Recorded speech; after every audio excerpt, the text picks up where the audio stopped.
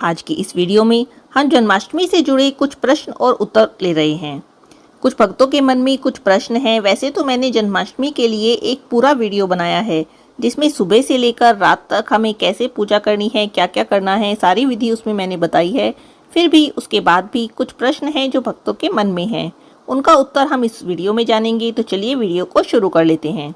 सबसे पहला सवाल जो बार बार पूछा जा रहा है वो ये कि क्या हमें कान्हा जी को जन्माष्टमी के दिन दोनों समय स्नान कराना है, मतलब सुबह में भी स्नान कराएं और रात में जब हम पूजा करें निशितकाल में तब भी स्नान कराएं।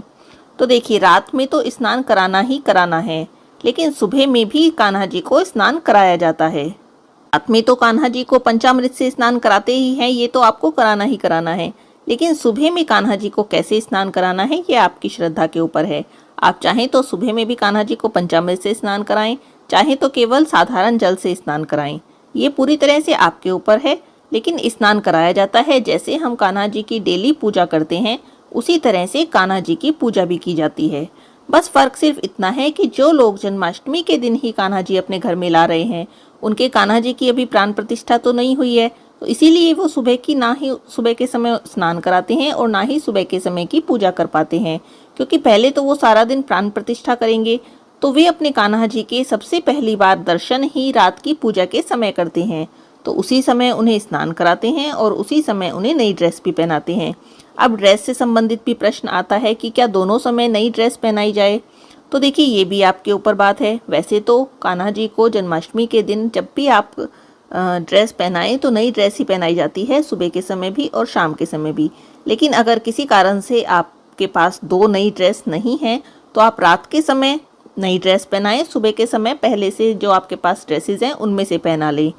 एक और प्रश्न है कि क्या कान्हा जी का पूरा श्रृंगार नया किया जाता है। तो हाँ जी, बिल्कुल पूरा श्रृंगार नया किया जाता है। नई माला, नए कंगन, नए चूड़ी सब नई तरीके से उनके लाई जाती हैं उस दिन। और तो और उनके जो नीचे के कपड़े होते हैं, अंडरगारमेंट्स होते हैं, नैपी वगैरह होती हैं, वो भी उस दिन नई ही पहनाई जाती हैं। उस दिन कान्हा जी के लिए सब कुछ नया नया किया जाता है, हर चीज़ नई होती है। पुरानी चीज़ों का यूज़ नहीं करते हैं। वो तो अगर आपके पास किसी कारण से सभी चीज़ें नई हैं, नई नहीं हैं, आप नहीं ला पाए हैं या कोई और कारण है, तब आप किसी कारण से पुरानी चीज़ें यूज़ कर सकते हैं। बाकी अगर आप ला सकते हैं, आप सक्षम हैं, संभव है आपके लिए, तो आप सारा श्रृंगार, सारी ड्रेसेस नई ही लेकर आएँ उस दिन के लिए। अब जन्माष्टमी से जुड़ा एक और प्रश्न आया है कि जन्माष्टमी का जो व्रत है वो किस समय से शुरू होता है और किस समय तक हमें रखना चाहिए। तो देखिए, जन्माष्टमी का व्रत एकादशी की तरह सप्तमी से शुरू होता है। जैसे एकादशी का व्रत दशमी से शुरू हो जाता है, उसी तरह से जन्माष्टमी का व्रत भी सप्तमी से शुरू हो जाता है। सप्तमी की रात को भोजन नहीं किया जाता, केवल आप दूध या फलाहार ले सकते हैं, बाकी भोजन नहीं किया जाता, अन्न नहीं खाया जाता। उसके बाद अष्टमी में पूरा दिन व्रत किया जाता है, सुबह से लेकर और मतलब पूरा दिन, और अगले दिन यानी नवमी में व्रत का पारण किया जाता है, मतलब व्रत खोला जाता है। अब आप अष्टमी में व्रत कैसे कर रहे हैं ये आपके ऊपर बात है, क्योंकि वैसे तो जो जन्माष्टमी का व्रत होता है वो निराहार रखा जाता है, उसमें अन्न तो बिल्कुल नहीं खाते, खाना भी नहीं खाते हैं। लेकिन आजकल जैसे कि सबका शरीर साथ नहीं देता है और निराहार व्रत नहीं रख पाते हैं लोग, तो फलाहारी व्रत रख लेते हैं, उसमें फल आदि ले लेते हैं, फल, दूध, जूस ऐसी चीज़ें ले लेते हैं। लेकिन कुछ लोग आज भी निराहारी व्रत रखते हैं, कुछ लोग तो निर्जल व्रत भी रखते हैं। तो कैसा व्रत रखना है ये बिल्कुल पूरी तरह से आपकी श्रद्धा के ऊपर, आपके शरीर की सामर्थ्य के ऊपर डिपेंड करता है। जैसा आपको व्रत रखना है उसी का आप संकल्प करें। अगला प्रश्न है कि क्या जन्माष्टमी के दिन व्रत जरूर करना चाहिए, अगर व्रत ना करें केवल पूजा कर लें।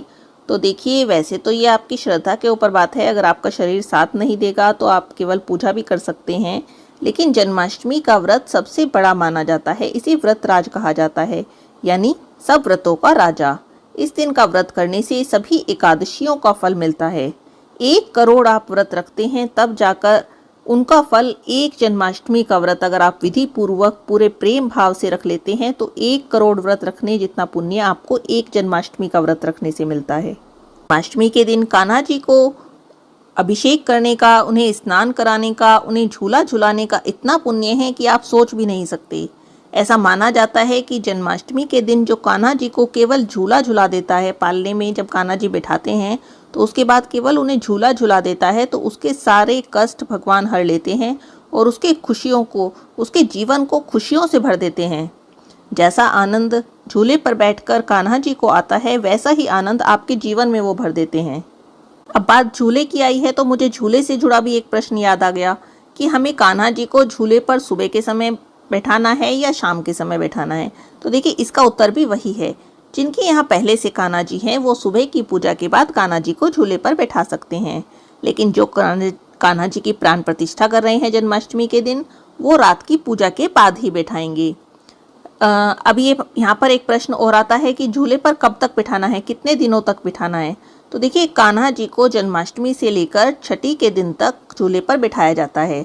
अब सब लोग छठी नहीं मनाते हैं तो भी कान्हा जी को 6 दिन तक झूले पर बिठाया जाता है, लेकिन इसका मतलब ये नहीं है कि उन्हें परमानेंटली ही झूले पर बिठाया जाता है। आप झूले से उन्हें उठा भी सकते हैं और सिंहासन पर बिठा सकते हैं, रात को बेड पर सुला सकते हैं। ऐसा नहीं है कि परमानेंट झूले पर ही बैठाना है, लेकिन हाँ, हर दिन उन्हें झूला जरूर झुलाएं। एक प्रश्न आया है कि क्या कान्हा जी को हमें रात में सुलाना चाहिए। तो देखिए, हाँ जी, रात में पूजा के बाद जब आप 12 बजे की पूजा कर लेते हैं, पूरी तरह से भगवान को भोग लगा देते हैं, आरती कर देते हैं, सब काम कर लेते हैं पूजा का, तो उसके बाद कान्हा जी को सुलाया जाता है। जैसे आप रोज़ सुलाते हैं लोरी गाकर, कान्हा जी को बेड पर लेटाकर इसी तरह से सुलाएं। उससे पहले भी, अब देखिए, रात को 12 बजे हमें पूजा करनी है। अब कान्हा जी को रात को 12 बजे तक आप बैठा कर रखेंगे तो मन में देखिए भाव होता है कि कान्हा जी छोटे से बच्चे हैं, कान्हा जी बैठे रहेंगे, थक जाएंगे। तो क्या करते हैं कि जब संध्या पूजा करते हैं, जब शाम की पूजा करते हैं, उसके बाद भी कान्हा जी को विश्राम करा दिया जाता है। विश्राम कराने के लिए कान्हा जी को बेड पर लेटाने की ज़रूरत नहीं है, बस उनसे कह दिया जाता है कि कान्हा जी अब आप थोड़ी देर विश्राम कर लीजिए, फिर हम जब पूजा करेंगे तब आपको हम उठा लेंगे, तब हम आपको जगा लेंगे। लेकिन यहाँ पर एक प्रश्न और भी आया है। उसमें कहा गया है कि हम कान्हा जी को अपने साथ मंदिर घुमाने ले जाना चाहते हैं, तो ऐसे में अगर हम उन्हें विश्राम करा देंगे शाम की पूजा के बाद, तो हम उन्हें मंदिर में कैसे घुमाने ले जाएंगे। देखिए, इसके लिए मैं कहना चाहूँगी, पहली बात तो इस दिन मंदिरों में बहुत भीड़ होती है। अगर आप कान्हा जी को लेकर जाएंगे तो हो सकता है कि उन्हें दिक्कत हो इस बात से, क्योंकि भीड़ बहुत ज़्यादा होती है। कृष्ण लीला देखने के लिए, कृष्ण झांकी देखने के लिए सभी लोग मंदिरों में इस दिन आते हैं।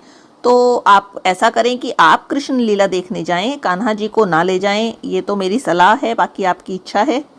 क्योंकि देखिए, भीड़ है, भीड़ में कुछ भी हो सकता है, आपके कान्हा जी गिर भी सकते हैं, कुछ भी हो सकता है, फिर आपको ही बहुत दुख होगा, है ना। तो इसलिए अगर आप मेरी सलाह माने तो कान्हा जी को इतनी भीड़ में ना लेकर जाएं। अगर आपको मंदिर लेकर ही जाना है उन्हें, तो आप किसी और समय ले जाएं, जैसे दिन के समय ले जाएं। उस समय झांकी दिखाने के लिए, आप कान्हा जी की झांकी दिखाने के लिए ही कान्हा जी को ले जा रहे हैं, कान्हा जी तो खुद ही झांकी में मौजूद हैं। फिर भी अगर आप ले जाना चाहते हैं तो आप कान्हा जी को विश्राम ना कराएं, आप पूजा के बाद उन्हें कान्हा जी को जब आप जाएं मंदिर देखने के लिए तब ले जाएं। वैसे मैं इसकी सलाह बिल्कुल नहीं दूंगी। चलिए अब अगले प्रश्न पर बढ़ते हैं। अगला प्रश्न है कि जब हम रात में पूजा करते हैं, क्या हम उसके बाद व्रत खोल सकते हैं। देखिए, जब रात में पूजा करते हैं उसके बाद लोग फलाहारी भोजन से, कुछ लोग जो पूरे टाइम का व्रत नहीं रख पाते हैं, जिनका शरीर साथ नहीं देता है, अगले दिन नौमी तक वे निराहार नहीं रह सकते हैं, तो वे रात की पूजा के बाद कुछ फलाहार ले लेते हैं, जैसे कुट्टू के या सिंघाड़े के आटे से बना खाना, या फल हो गए, या फ्रूट चाट हो गई, इस तरह की चीज़ें वे ले लेते हैं। लेकिन अन्न वाला खाना नहीं खाते हैं। अन्न वाला खाना अगले दिन जब हम नौमी के बाद पारण कर लेंगे तभी हमें खाना है। जन्माष्टमी व्रत का जो पारण होता है वो अष्टमी तिथि और रोहिणी नक्षत्र दोनों जब समाप्त हो जाते हैं तब किया जाता है। अब यहीं पर प्रश्न आएगा कि पारण कैसे करें। पारण के लिए अगर आपने निर्जल व्रत रखा है तो आप जल और तुलसी दल से पारण करें, और अगर आपने निराहारी व्रत रखा है तब आप फल से पारण कर सकते हैं। लेकिन अगर आपने फलाहारी जो व्रत रखा है तब आप अन्न खाकर पारण करें। जन्माष्टमी से जुड़ा ही एक और प्रश्न है कि जन्माष्टमी के दिन हमारा तो व्रत होता है, क्या कान्हा जी को भी फिर हमें भोग नहीं लगाना है। तो ऐसा नहीं है, कान्हा जी को आप जैसे रोज भोग लगाते हैं ऐसा ही भोग लगाना है। अगर आपके घर में कान्हा जी पहले से ही सेवित हैं, पहले से ही विराजित हैं, आप उनकी सेवा पहले से ही करते हैं, तो जैसे आप रोज भोग लगाते हैं उसी तरह से कान्हा जी को भोग लगाना है। कान्हा जी का व्रत नहीं है, हमारा व्रत है, ठीक है। लेकिन अगर आप कान्हा जी की प्राण प्रतिष्ठा कर रहे हैं और अभी तक आपकी प्राण प्रतिष्ठा की जो विधि है वो पूरी नहीं हुई है, तो जब तक वह विधि पूरी नहीं हो जाती है तब तक कान्हा जी को भोग नहीं लगाया जाता। तो विधि तो आपकी पूरी होगी रात को 12 बजे ही, तो उसके बाद ही आप कान्हा जी को भोग लगा पाएंगे। यहाँ पर आप कंफ्यूज ना हो। जिनकी यहाँ पहले से कान्हा जी विराजित हैं, जैसे हमारे यहाँ कान्हा जी पहले से विराजित हैं, तो हम जन्माष्टमी के दिन पूरे दिन कान्हा जी को भोग लगाएंगे, ठीक है। लेकिन अगर हम कान्हा जी आज ही लेकर आते हैं, जन्माष्टमी के दिन हम लेकर आते हैं, तब हम कान्हा जी को भोग नहीं लगा पाएंगे, क्योंकि हमें पहले उनकी प्राण प्रतिष्ठा करनी होगी।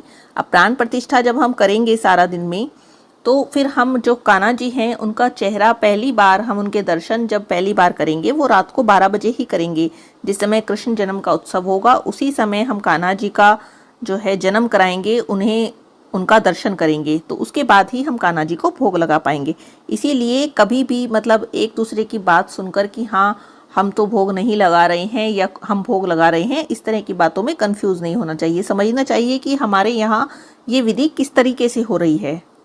अब एक और प्रश्न है जन्माष्टमी से जुड़ा कि हमारे यहाँ बाल गोपाल जी का विग्रह नहीं है, कान्हा जी जो लड्डू गोपाल जी होते हैं उनका विग्रह नहीं है, हम उनकी सेवा नहीं कर पाते हैं, तब ऐसे में हम जन्माष्टमी क्या नहीं मना सकते हैं और क्या हमें जन्माष्टमी का व्रत या पूजा नहीं करनी चाहिए? तो देखिए ऐसा बिल्कुल भी नहीं है कि केवल जिनके यहाँ लड्डू गोपाल जी का विग्रह विराजित होता है वही जन्माष्टमी की पूजा कर सकते हैं, ऐसा बिल्कुल भी नहीं है।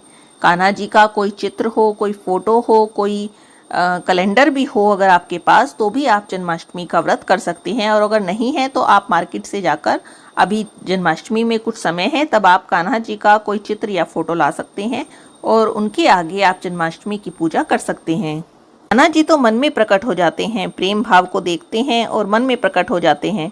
एक बार आप आंखें बंद करके कान्हा जी को प्रेम भाव से याद कर लीजिए, वो आपको अपने मन में ही बैठे नजर आएंगे। तो कान्हा जी की पूजा करने के लिए तो आपको किसी चीज़ की ज़रूरत ही नहीं है, आप बस आंखें बंद कीजिए, कान्हा जी को याद कीजिए, कान्हा जी की छवि तुरंत ही आपकी आंखों के सामने आ जाएगी। यहीं पर जुड़ा एक और प्रश्न भी आता है कि अगर हम कैलेंडर है हमारे पास या हमारे पास फोटो है, तो अब हम उनका पंचामृत से अभिषेक कैसे करेंगे? क्योंकि जन्माष्टमी के दिन बार बार कहा जाता है कि रात की पूजा के समय कान्हा जी का पंचामृत से अभिषेक करना चाहिए। तो देखिए इसका भी एक तरीका है। अगर आपके पास केवल कैलेंडर है या ऐसी फोटो है जो जैसे शीशे में फ्रेम में होती है, तो भी आप कान्हा जी का अभिषेक कर सकते हैं। कैसे करेंगे वो मैं आपको बता रही हूँ। आपको पंचामृत बनाना है, जैसे पंचामृत की 5 चीज़ें होती हैं, उनको मिलाकर आप बढ़िया से पंचामृत बनाइए। उसके बाद मानसिक रूप से आप कृष्णा जी का पंचामृत से अभिषेक कीजिए। आप मानसिक रूप से तो कान्हा जी को इमेजिन कर सकते हैं ना। आपके पास लड्डू गोपाल जी का श्री विग्रह नहीं है, लेकिन आप लड्डू गोपाल जी के श्री विग्रह को या छोटे से कान्हा जी को आप मानसिक रूप से इमेजिन कर सकते हैं कि हमारे सामने कान्हा जी विराजमान हैं, कान्हा जी एक बालक के रूप में हैं, हमें उन्हें स्नान कराना है, उनका अभिषेक करना है। तब आप इमेजिन करके मानसिक सेवा के रूप में कान्हा जी का अभिषेक कर सकते हैं। इसे भी आपका जो अभिषेक सेवा है वो माना जाएगा। मानसिक सेवा का बहुत ही महत्व होता है। जैसे हम वास्तविक सेवा करते हैं उसी तरह से मानसिक सेवा का भी बहुत महत्व माना जाता है। तो इस तरह से आप चित्र हो या कैलेंडर हो, उनका भी पंचामृत अभिषेक सेवा कर सकते हैं। जन्माष्टमी से जुड़ा एक और सवाल है। देखिए किसी किसी घर में केवल लड्डू गोपाल जी की सेवा होती है, किसी किसी घर में लड्डू गोपाल जी के साथ साथ श्री कृष्णा जी और राधा युगल जोड़ी की भी जो है सेवा होती है। तब उनका प्रश्न आता है कि क्या जन्माष्टमी के दिन हमें कान्हा जी यानी जो लड्डू गोपाल जी हैं उनका और जो युगल जोड़ी सरकार हैं उनका दोनों का अभिषेक करना चाहिए, दोनों की पूजा करनी चाहिए? तो देखिए वैसे तो जो जन्माष्टमी उत्सव है वो केवल लड्डू गोपाल जी के लिए होता है।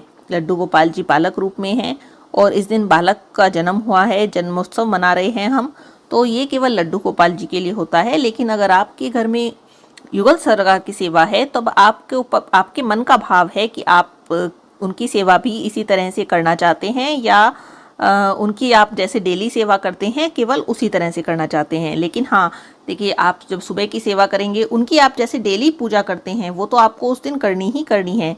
बाकी भोग आप जो आप घर में खाना बनाएंगे भोग भी आप उसका लगाएंगे, है ना। और उनके लिए जो नई ड्रेस वगैरह हैं वो आप अपने भाव के अनुसार ला सकते हैं कि आपको उस दिन उनके लिए भी नई ड्रेस लानी है, नया श्रृंगार लाना है या नहीं लाना है, या केवल लड्डू गोपाल जी के लिए लाना है। ये पूरी तरह से आपके भाव के ऊपर है। ऐसे तो जो जन्माष्टमी का त्यौहार होता है वो केवल लड्डू गोपाल जी के मतलब बाल स्वरूप के लिए होता है, वो कृष्णा जी के वो युगल सरकार के लिए नहीं होता है। तो ये थे कुछ प्रश्न जो जन्माष्टमी से जुड़े अभी तक मेरे पास आए थे। अगर आगे भी कुछ प्रश्न आएंगे तो मैं उनका जवाब भी देने की पूरी कोशिश करूंगी।